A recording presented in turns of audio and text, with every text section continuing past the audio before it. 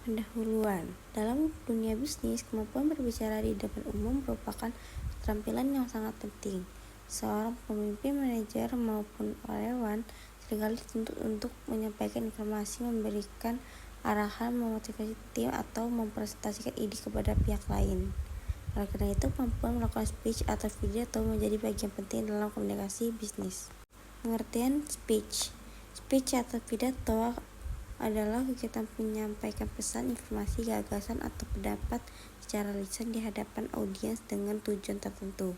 Dalam konteks tersebut, speech digunakan untuk menyampaikan pesan secara profesional kepada karyawan, pelanggan, investor, maupun mitra kerja. Pengertian komunikasi bisnis.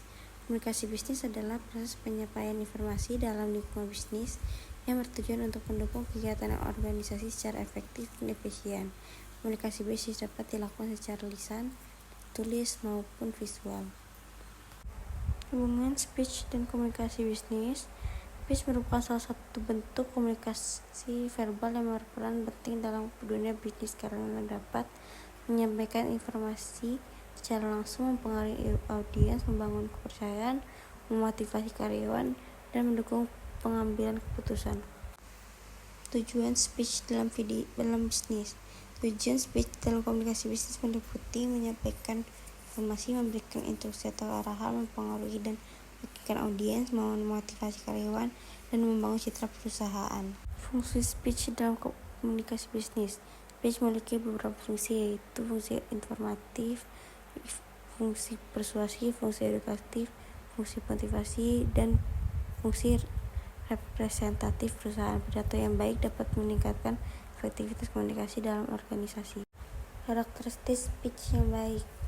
Speech yang baik memiliki ciri-ciri jelas dan mudah dipahami, terstruktur dengan baik, menggunakan bahasa yang sesuai, menarik perhatian audiens, yang pelan, jelas, harus disampaikan dengan percaya diri. Jenis-jenis speech dalam bisnis.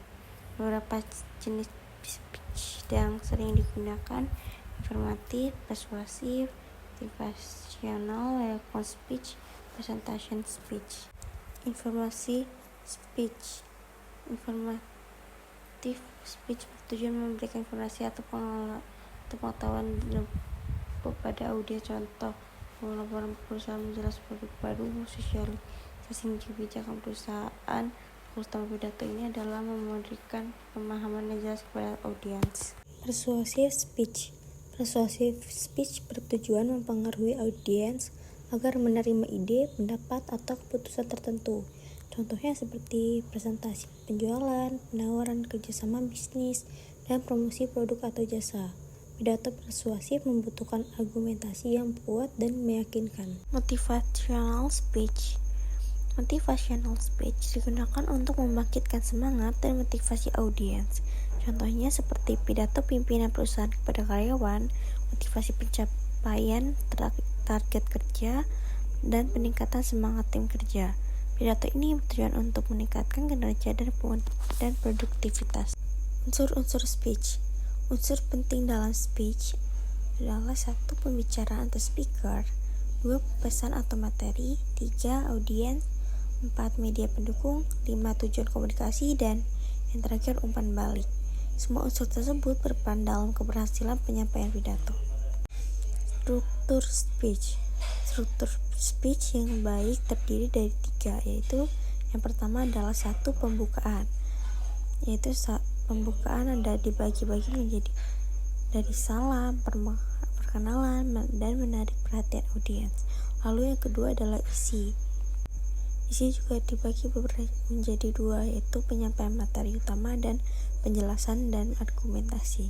Lalu yang ketiga adalah penutupan, yaitu kesimpulan, ucapan terima kasih, dan ajakan atau harapan. Teknik penyampaian speech. Teknik ini perlu diperhatikan adalah menguasai materi, berbicara dengan jelas, menggunakan intonasi yang tepat, menjaga kontak mata, menggunakan bahasa tubuh yang positif, dan mengatur tempo berbicara. Komunikasi verbal dan non-verbal dalam speech. Komunikasi verbal yaitu 1. Pilihan kata, 2. Kejelasan suara, dan 3. Struktur kalimat. Yang kedua, lalu ada komunikasi non-verbal, yaitu ekspresi wajah, gerakan tangan, postur tubuh, dan kontak mata. Keduanya harus digunakan secara seimbang agar pesan tersampaikan secara efektif. Hambatan dalam speech adalah hambatan yang sering terjadi, yaitu kurangnya persiapan, gugup atau tidak percaya diri, gangguan teknis, kurangnya perhatian audiens, dan penggunaan bahasa yang sulit dipahami. Hambatan tersebut dapat mengurangi efektivitas penyampaian pesan. Cara mengatasi hambatan speech.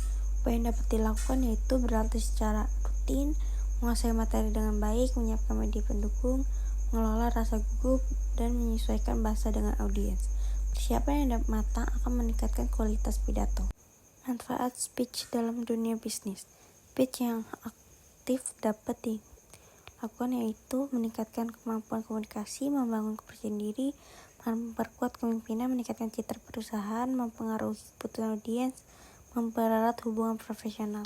Contoh penerapan speech dalam bisnis. Beberapa contoh penerapan speech yaitu sambutan direktur dalam rapat perusahaan, mempresentasikan produk kepada pelanggan, pidato motivasi bagi karyawan, menyampaikan laporan tahunan perusahaan, dan presentasi proposal kepada investor.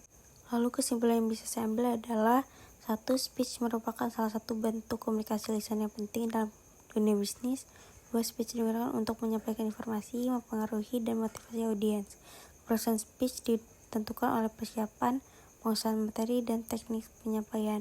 4. Komunikasi verbal dan non-verbal memiliki peran penting dalam efektivitas pidato. Lalu yang kelima adalah kemampuan speech yang baik dapat mendukung keberhasilan individu maupun organisasi. Lalu penutupnya adalah kemampuan berbicara yang baik bukan hanya tentang menyampaikan kata-kata, tapi juga tentang menyampaikan pengaruh, inspirasi, dan kepercayaan.